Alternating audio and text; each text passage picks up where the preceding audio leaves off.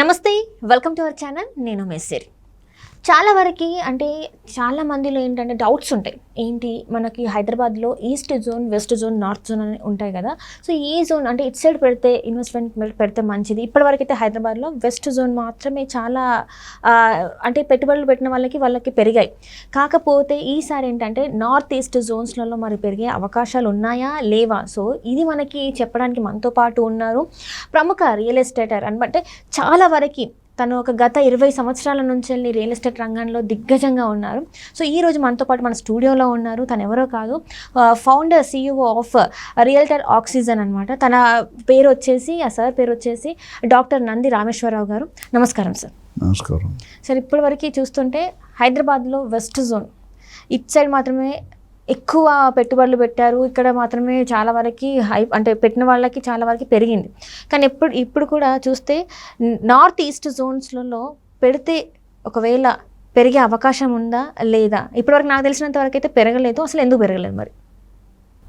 Secrets అన్నీ మధ్యలో open ఫారంలో అడక్కమ్మా. నేను ఎండి గారితో మాట్లాడి నీకు ఒక షోకాస్ నోటీస్ ఇప్పిస్తాను. ఎందుకు సార్? ఇలాంటి వద్దు సార్ ప్లీజ్. మరి నీ సొంత డౌట్లు అడుగుతున్నావా లేకపోతే పబ్లిక్ కావాల్సిన అడుగుతున్నావా? పబ్లిక్దే సార్. ఇది నేను ఎందుకు అడుగుతాను సార్ సొంతవి? ఇది జస్ట్ చాలా మందికి డౌట్స్ అయితే ఉన్నాయి సార్. నాకు కూడా కొన్ని కామెంట్స్ వచ్చాయి, మన ఛానల్లో పెట్టారు. యాక్చువల్లీ ఏ ప్రదేశం అయినా గ్రో అవ్వాలి, డెవలప్ అవ్వాలి అంటే ఒక రీజన్స్ ఉండాలి. ఇప్పుడు వెస్ట్ జోన్ పెరిగింది అని మీరు చెప్పారు, మీకు మంచి అవగాహన ఉంది కాబట్టి చెప్పేశారు. నార్త్ జోన్ పెరగలేదు అన్నారు, అది కూడా కరెక్టే. ఎందుకు పెరగలేదు అని అడగడం, నేను చెప్పడం కరెక్టే. ఇప్పుడు నేను చెప్పితే ముందుకెళ్తే గొయ్య, వెనక్కి వస్తే నెయ్య.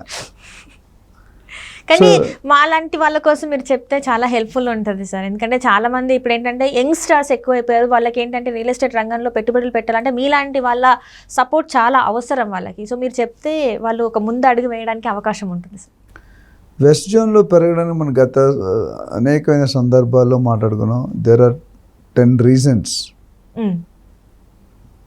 అటు ఇన్ఫ్రాస్ట్రక్చర్ వైజ్ కానీ, ఇండస్ట్రీ వైజ్ కానీ, ఎంప్లాయ్మెంట్ వైజ్ కానీ ఇవన్నీ కూడా దోహదపడి పెరిగింది. గవర్నమెంట్ ఫోకస్ కానీ దాని మీద ప్రత్యేక స్పెషల్ ఫోకస్, మీరు టీవీలో కూడా స్పెషల్ ఫోకస్ అని పెడుతుంటారు ఏదో టాపిక్స్ మీద. సో దానివల్ల పెరిగింది. ప్లస్ IT ఎంప్లాయ్మెంట్ అంతా దాని చుట్టూ తిరుగుతుంది వెస్ట్ జోన్కి. అదేవిధంగా మీరు ఈస్ట్లో డెవలప్ అవ్వడానికి యాదగిరి గుట్ట మనం డెవలప్ చేసింది తప్ప ఇంకేమైనా మీకు తెలిసిన విషయాలు ఉన్నాయి అక్కడ? లేవు. అట్లనే నార్త్లో కూడా జీనోమ్ వ్యాలీ అనేది పెట్టారు తప్ప ఇంకేం లేవు. సో అనుకున్నంత పరిమాణంలో గ్రోత్ అనేది జరగలేదు అనేది వాస్తవం. కానీ పాజిటివ్ శుభవార్త ఫర్ ఇన్వెస్టర్స్ అంటే ఫ్యూచర్లో మాత్రం పెరగబోతున్నాయి. ఎందుకంటే మన గవర్నమెంట్ వచ్చిన తర్వాత లుక్ ఈస్ట్ అనే కాన్సెప్ట్ మనం లాస్ట్ టైం కూడా మాట్లాడాము. ఆ లుక్ ఈస్ట్ అనే దాంట్లో మెగా ప్లాన్ వేయమని చెప్పారు. ప్రణాళిక అంటే స్పెసిఫిక్గా మెట్రో కానీ ఇప్పుడు చౌటుప్పల్ దాకా ప్లాన్ చేస్తారు. RRR పాయింట్ కూడా అక్కడ టచ్ అవుతుంది. ఇటు షాద్ నగర్, అటు చౌటుప్పల్, ఇటు సంగారెడ్డి దగ్గర అన్నీ. సో ఇవన్నీ కూడా గ్రోత్ పరిణామాలు. ఒకటి మెట్రో, రెండోది RRR,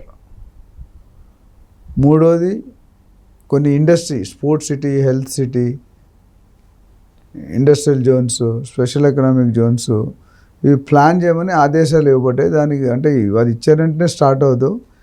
కాకపోతే వెస్ట్ జోన్లో అవుతున్నంత స్పీడ్గా ఇప్పుడు అవ్వదు. అందుకనే రేట్లు అక్కడ బాగా తక్కువ ఉన్నాయి. మీకు ఇప్పుడు వరంగల్ హైవే కానీ, మీరు విజయవాడ హైవే కానీ తీసుకుంటే రేట్లు పెద్దగా లేవు.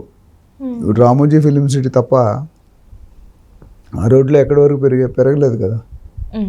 ఇప్పుడు ఇబ్రహీంపట్నమును తురకపల్లి, ఇబ్రహీంపట్నంకి పైలట్ ప్రాజెక్ట్గా చేయమన్నారు శాటిలైట్ టౌన్షిప్. అది చేస్తే కొద్దిగా పెరిగే అవకాశం ఉంది. సో ఇప్పుడు నుండి ఈ గవర్నమెంట్ ఉన్నంత వరకు నెక్స్ట్ 5 yearsలో ప్రణాళికలు స్టార్ట్ చేసి, టెండర్లు పిలిచి వర్క్ స్టార్ట్ చేసి, ఇన్ఫ్రాస్ట్రక్చర్ డెవలప్ చేస్తే నెక్స్ట్ 5 yearsలో గ్రోత్ స్టార్ట్ అవుతుంది. అంటే ఇప్పుడు నుండి 10 సంవత్సరాలు మీరు పెట్టుకునే కెపాసిటీ ఉంటే అక్కడ ఇన్వెస్ట్ చేసుకోవచ్చు. అదేవిధంగా నార్త్లో ఇంకా ప్లానింగ్ స్టేజ్లో ఉంది. అది కూడా ఐ థింక్ ఈస్ట్ తర్వాత నార్త్ మీద కూడా ఫోకస్ చేయడం జరుగుతుంది. సౌత్లో మీరు చెప్పింది 100% కరెక్ట్ కాదు, బట్ కొంతవరకు గ్రోత్ జరిగింది సౌత్లో.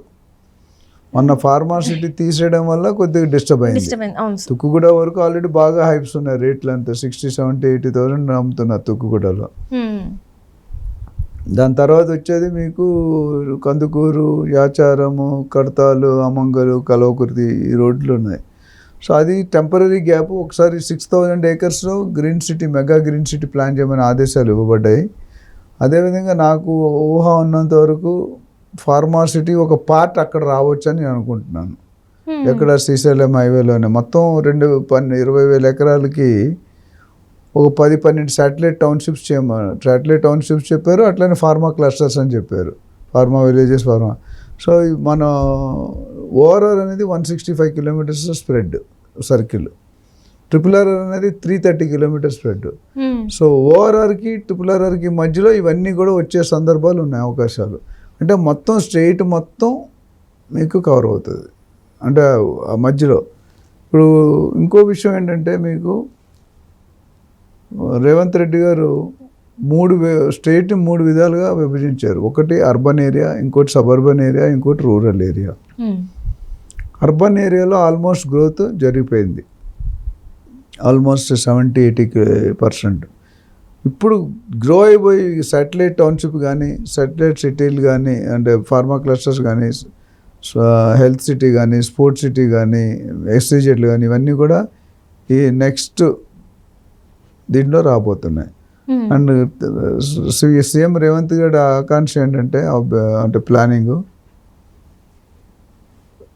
తెలంగాణ బార్డర్ నుండి హైదరాబాద్కి రావడానికి, మెయిన్ సిటీ రావడానికి ఇప్పుడు 3-4-5 గంటలు పడుతుంది. అవును సార్. కానీ ఈ RRR ఒక్కసారి యాక్షన్లోకి వచ్చి, ఆపరేషన్లోకి వచ్చిందంటే 1.5 to 2 hours. సో దీనివల్ల ఎంత ట్రాఫిక్, ఎంత పొల్యూషన్, ఎంత పెట్రోల్ కన్జంప్షన్ తగ్గుతుందో ఆలోచించండి. ఇది కాకుండా దానివల్ల వచ్చే బెనిఫిట్ ఏంటంటే, అక్కడున్న పబ్లిక్ డైరెక్ట్గా హైదరాబాద్కి రారు సెటిల్ అవ్వడానికి, మధ్యలో ఆగిపోతుంటారు. కొద్దిగా బార్డర్స్ నుండి RRR వరకు వచ్చినప్పుడు గ్రోత్ అనేది చాలామంది RRR అంటే RRR లోన్ అనుకుంటారు, బయట కూడా వస్తుందండి.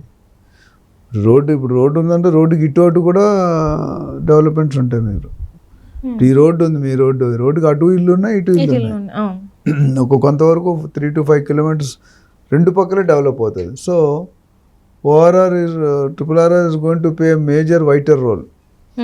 దాంతోపాటు నేషనల్ హైవే స్టేటస్ వచ్చింది.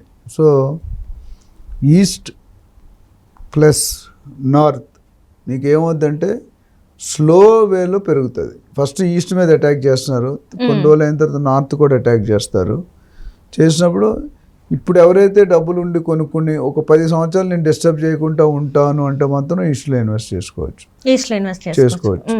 ఆ తర్వాత నేను నార్త్ గురించి మాట్లాడుతాను. ఇప్పుడు ప్రస్తుతానికి నార్త్లో ఇంకా క్లారిటీ రావాలి. నార్త్ ఆల్రెడీ కొద్దిగా పెరిగిపోయాయి, బట్ డెవలప్మెంట్ అనుకున్నంత రీతిలో జరగట్లేదు. దాని మీద కూడా డెఫినెట్గా గవర్నమెంట్ ప్లాన్ చేయాలని నేను ఆకాంక్షిస్తున్నాను. అంటే మంచిది, బట్ డెఫినెట్గా ఓవరాల్గా తెలంగాణ స్టేటే నెక్స్ట్ 5-10 years రూపురేఖలు మారిపోతాయి. Right sir, right. Thank you so much sir. Thank you అమ్మా.